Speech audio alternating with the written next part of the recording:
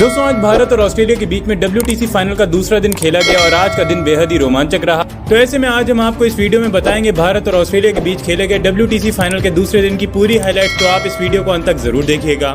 दोस्तों WTC final का आगाज 7 जून से हुआ था, जहां इस मैच में सबसे पहले भारत ने टॉस जीता और पहले गेंदबाजी करने का फैसला किया। वहीं आपको बता दें कि ऑस्ट्रेलिया की टीम ने पहले दिन का खेल खत्म होने तक 327 रन बना दिए 3 विकेट के नुकसान पर। जहां पहले दिन का खेल खत्म होने तक ऑस्ट्रेलिया के लिए हेड और स्मिथ बल्लेबाजी कर रहे थे, जिसके बाद आज दूसरे दिन का खेल शुरू हुआ, जहां ऑस्ट्रेलिया के लिए स्मिथ और हेड बल्लेबाजी करने मैदान पर उतरे। शुरू में तो इन दोनों ही बल्लेबाजों ने शानदार शुरुआत की और अपनी टीम को बढ़त दिलाई। जहां दूसरे दिन के पहले ही ओवर में स्मिथ ने अपना शतक पूरा कर लिया, जिसके बाद हेड ने भी 150 रनों का आंकड़ा पार कर लिया और इसी के साथ ऑस्ट्रेलिया के स्कोर 350 रनों के पार पहुंच गया। लेकिन उसके बाद मोहम्मद सिराज ने बाउंसर पर ट्रेविस हेड को आउट कर दिया और ऑस्ट्रेलिया की एक महत्वपूर्ण साझेदारी को तोड़ दिया।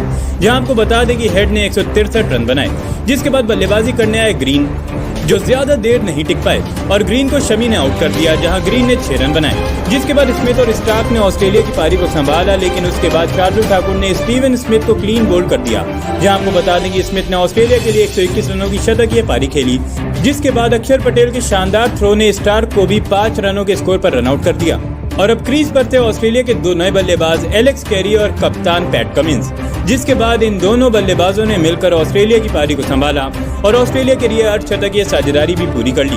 खासतौर पर कैरी शानदार लय में नजर आ रहे थे और ताबड़तोड़ अंदाज में बल्लेबाजी कर रहे थे।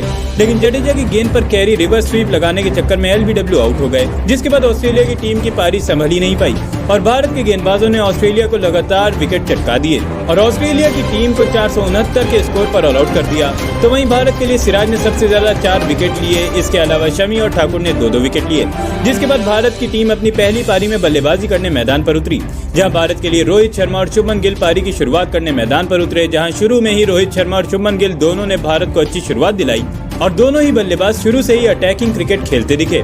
जहां दोनों ही बल्लेबाज शुरू से ही चौके पर चौके लगा रहे थे और आसानी से भारत के स्कोर को तेजी से आगे बढ़ा रहे थे और दोनों बल्लेबाज काफी शानदार लय में दिख रहे थे।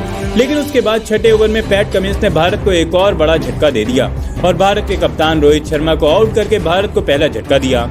जहां आपको बता दें कि भारत के लिए रोहित शर्मा ने 15 रन बनाए, जहां इस पारी के दौरान रोहित ने 2 चौके भी लगाए। लेकिन दोस्तों उसके अगले ही ओवर में भारत को एक और झटका लग गया। जी हां दोस्तों, 7वें ओवर की चौथी गेंद पर स्कॉट बोलैंड ने शुभमन गिल को क्लीन बोल्ड कर दिया।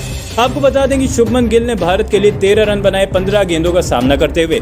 वहीं गिल ने इस पारी के दौरान 2 चौके लगाए। लेकिन अब दूसरी ओर से ऑस्ट्रेलिया के गेंदबाज काफी शानदार लय में नजर आ रहे थे और लगातार भारत के बल्लेबाजों को रन नहीं बनाने दे रहे थे।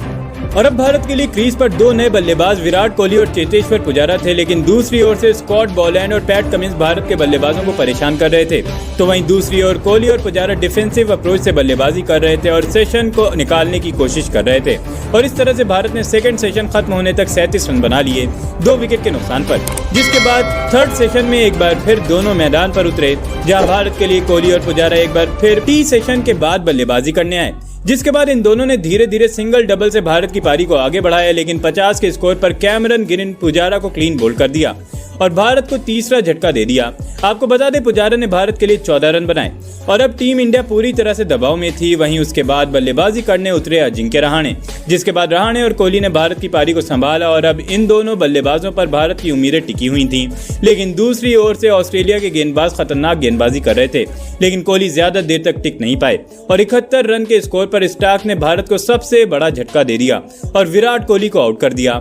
आपको बता दें कोहली ने भारत के लिए 14 रन बनाए। वहीं उसके बाद बल्लेबाजी करने भारत की ओर से आए रविंद्र जडेजा, जिसके बाद जडेजा और रहाणे ने मिलकर भारत की पारी को संभाला और धीरे धीरे सिंगल डबल से पारी को आगे बढ़ाते हुए एक साझेदारी बनानी शुरू कर दी।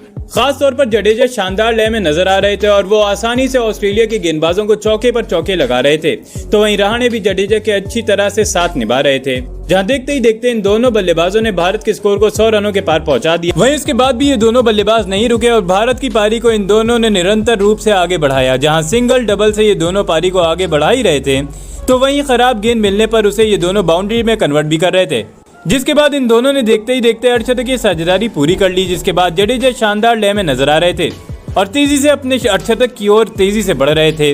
लेकिन 35वें ओवर की तीसरी गेंद पर लायन ने जडेजा को अपने जाल में फंसा लिया, जहां आपको बता दें जडेजा ने भारत के लिए 48 रनों की पारी खेली और जडेजा अपने अर्धशतक से चूक गए। जिसके बाद बल्लेबाजी करने उतरे केएस भरत और अब जिम्मेदारी थी रहाणे और भरत पर कि वो भारत की पारी को संभालें, जिसके बाद भरत और रहाणे ने मिलकर धीरे धीरे भारत की पारी को आगे बढ़ाया और सिंगल डबल से एक साझेदारी बनाना शुरू कर दी। और इस तरह भारत ने दूसरे दिन का खेल खत्म होने तक 151 रन बना लिए, जहां रहाणे 29 और भरत 5 रन पर खेल रहे थे।